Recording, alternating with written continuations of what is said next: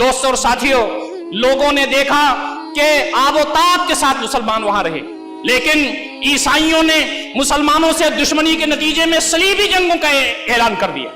एक दास्तान खून चका है जो सलीबी जंगों से इबारत है। उनको नबी अकरम सल्लल्लाहु अलैहि वसल्लम से नफरत थी, ईसाइयों को नबी अकरम सल्लल्लाहु अलैहि वसल्लम से नफरत थी, यहूदियों को नबी अकरम सल्लल्लाहु अलैहि वसल्लम से नफरत थी, और आपको मोहब्बत थी इनसे कि अल्लाह ताला के दीन की तरफ आ जाएं।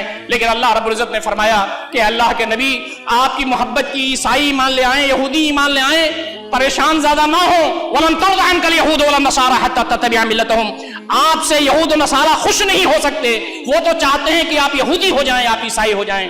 नबी अकरम सल्लल्लाहु अलैहि वसल्लम की वो तालीमात जारी वो सारी रहीं, लेकिन उनकी दुश्मनियां भी जारी वो सारी रहीं। नबी अकरम सल्लल्लाहु अलैहि वसल्लम के इंतकाल के महज चंद साल के बाद हजरत उमर बिन खत्ताब रज़ी अल्लाह ताला अन्हु ने 15 हिजरी में पूरा यरूशलेम और पूरा फलस्तीन और पूरा यकुद्स का इलाका फतह किया।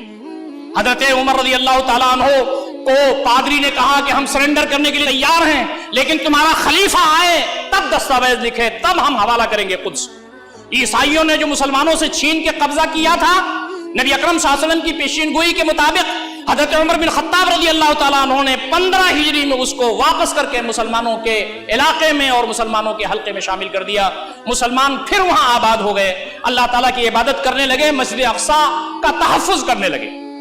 सूरत हाल फिर पलटी और इन ईसाइयों की रिश्वतवानियां फिर नहीं थमी, यहां तक कि इन्होंने फिर कुद्स पर कब्जा कर लिया। तो अल्लाह रब्बुल इज्जत ने फिर सुल्तान सलाहुद्दीन अय्यूबी को भेजा, जिन्होंने 1187 ईस्वी में फिर वापस ले लिया उस पूरे इलाके को और मुसलमान उस पर काबिज हुए। गोया मुसलमानों ने अपना जो खोया हुआ इलाका था उसको वापस लिया और उस पर अल्लाह रब्बुल इज्जत की इबादत करना शुरू कर दी। दोस्तों और साथियों, ये सिलसिला चलता रहा, यहां तक कि उस्मानी खिलाफत आ गई और उस्मानी खिलाफत की हालत कमजोर होने लगी, कमजोरी की तरफ चलने लगी। 1901 का वाकया है, उस्मानी खिलाफत के तसल्लुत में पूरा इलाका है, सारे मुसलमान अल्लाह ताला की इबादत करते हैं, लेकिन यहूदी चैन से नहीं बैठे। उनको तो जर्मनी में न जाने कितनी परेशानियों का सामना हुआ, वो ढूंढ रहे थे कहीं पर कि कहीं वतन मिल जाए हमको रहने का। इनसे कहते थे, उनसे कहते थे, इनसे गोया की दरखास्त देते थे, उनसे दरखास्त देते थे, यहां तक कि वो सुल्तान अब्दुल हमीद सानी के पास पहुंच गए। थियोडोर हर्जल जो ऑस्ट्रेलिया का एक बड़ा सहाफी और गोया की यहूदी है और जिसने ये कॉन्सेप्ट दिया कि जनाब यहूदियों के लिए भी एक मुल्क होना चाहिए और इसराइल उसका नाम होना चाहिए, वो सुल्तान अब्दुल हमीद के यहां पहुंच गया।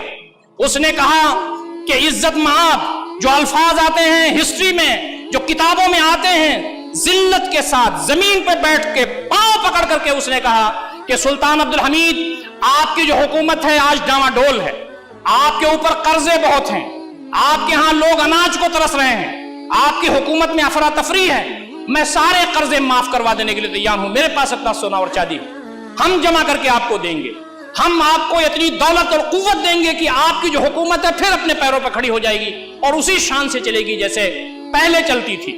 सुल्तान अब्दुल हमीद सानी ने कहा कि सुन लो तुम कान खोल करके, फलस्तीन मेरी मिल्कियत नहीं है, मस्जिद अक्सा मेरी मिल्कियत नहीं है, यह उम्मत मुस्लिमा का सरमाया है जो मेरे पास अमानत के तौर पर है, तुम यहां से निकल जाओ और आइंदा कभी तुम हिम्मत मत करना इसी बात करने की। और सारे ये लोग फिर दौलत उस्मानिया के खिलाफ हो गए और साजिशें करके आपको मालूम है कि 1924 में खिलाफत का खात्मा हो गया।